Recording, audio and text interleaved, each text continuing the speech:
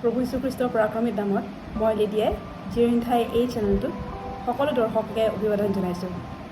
খ্ৰীষ্টৰ তেজৰ দ্বাৰাই আমি মুক্ত, অপৰাধবোৰৰ মোচন তেওঁৰ উপচি পৰা অনুগ্ৰহৰ ৰূপধনৰ দ্বাৰা আমি পালোঁ বুলি পলে ইফিচি 1:7 উল্লেখ কৰিছে।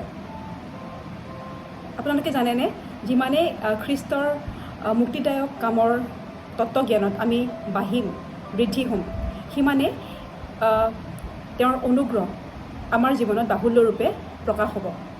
সেইকাৰণে আজি গ্ৰীক নতুন নিয়মৰ মুক্তি শব্দটোলৈ অনুবাদ কৰা 3টা ভিন্ন গ্ৰীক শব্দ আমি পুনৰীক্ষণ কৰিবলৈ গৈ আছোঁ।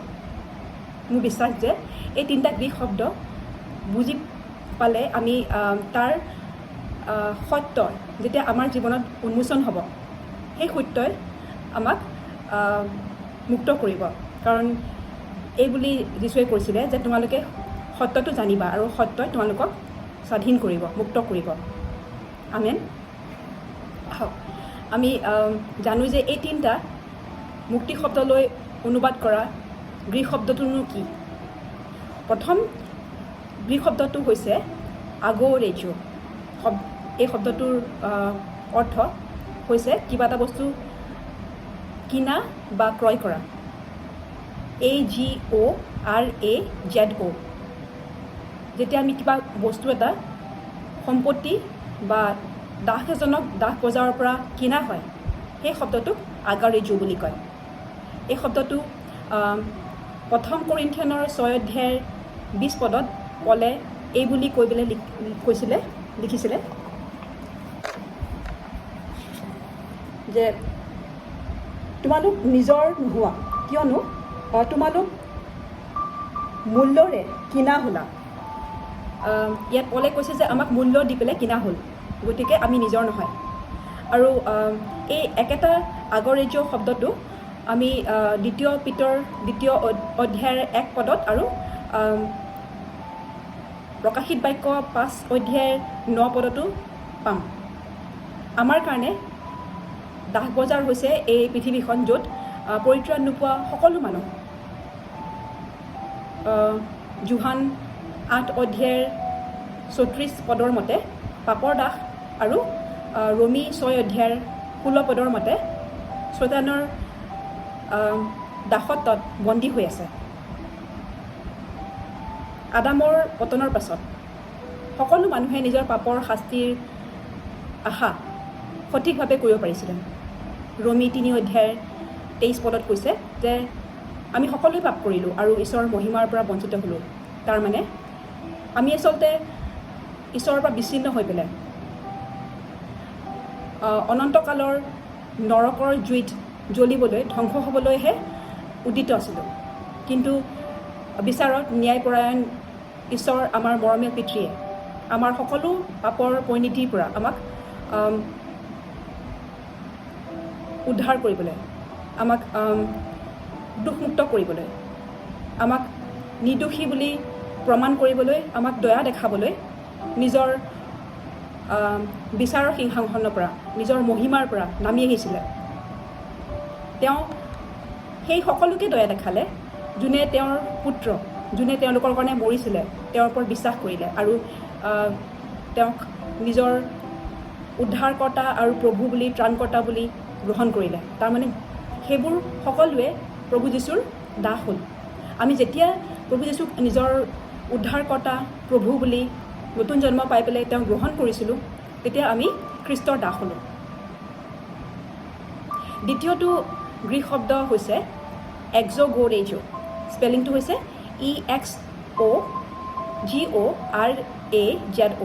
এই শব্দটোৰ অৰ্থ হৈছে আনৰ ক্ষমতাৰ পৰা বা পৰাক্ৰমৰ পৰা কাৰোবাক উদ্ধাৰ কৰি উলিয়াই অনা।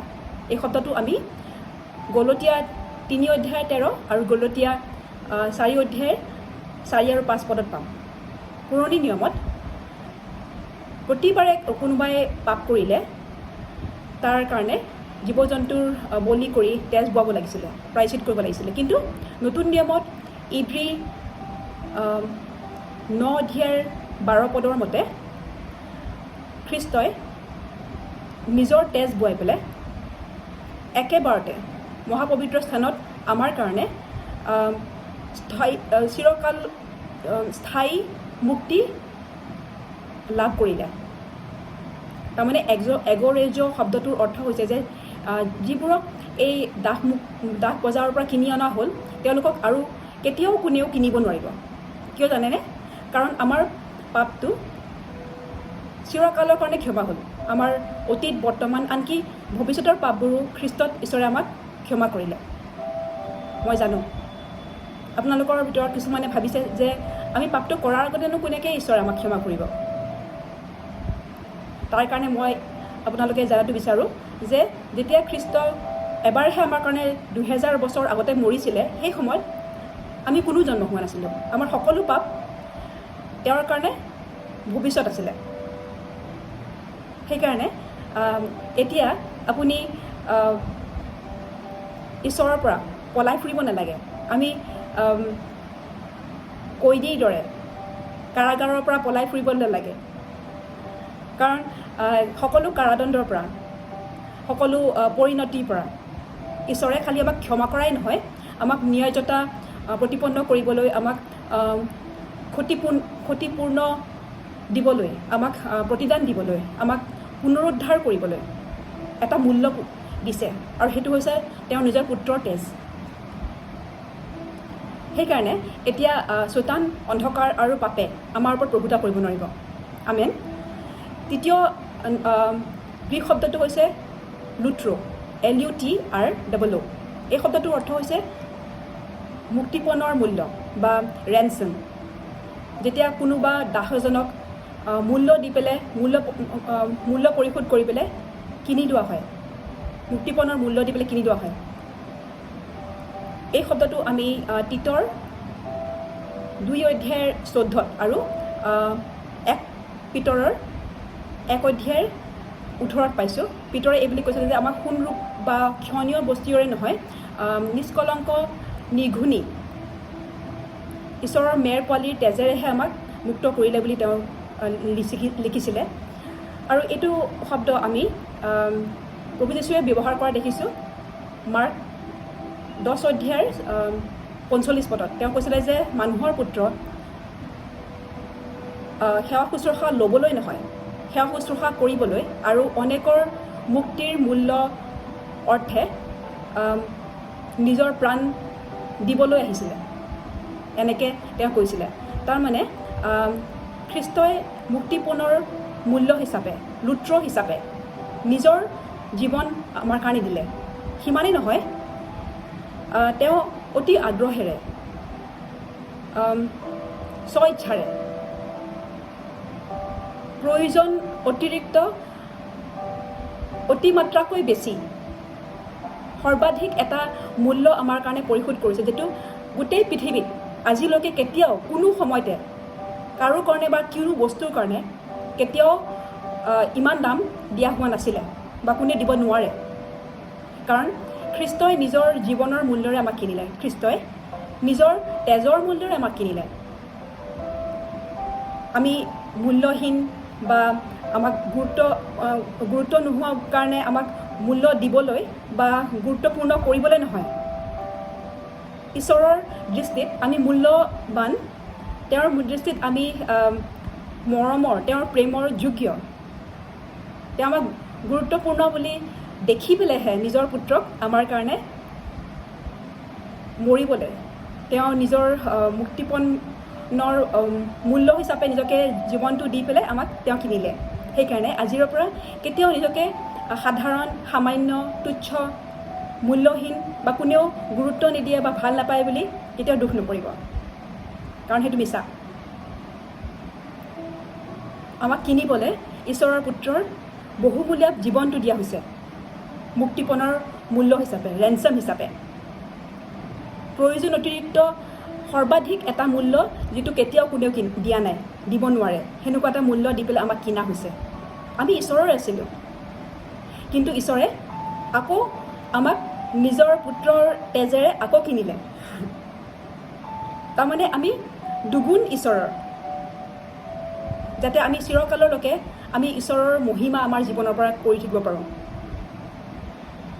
আমেন। সেইকাৰণে খালি আমি এই সত্যটো জানাৰহে দৰকাৰ যে আমি এতিয়া কোনো অন্ধকাৰৰ শক্তিয়ে আমাক অধিপত্য কৰিব নোৱাৰে। পাপে, বেমাৰে, অভাৱে, ভয়ে বা কোনো ধৰণৰ পৰিস্থিতিয়ে আমাৰ ওপৰত প্ৰভুতা কৰিব নোৱাৰে, কাৰণ আমি তেজেৰে মুক্ত হ'লোঁ।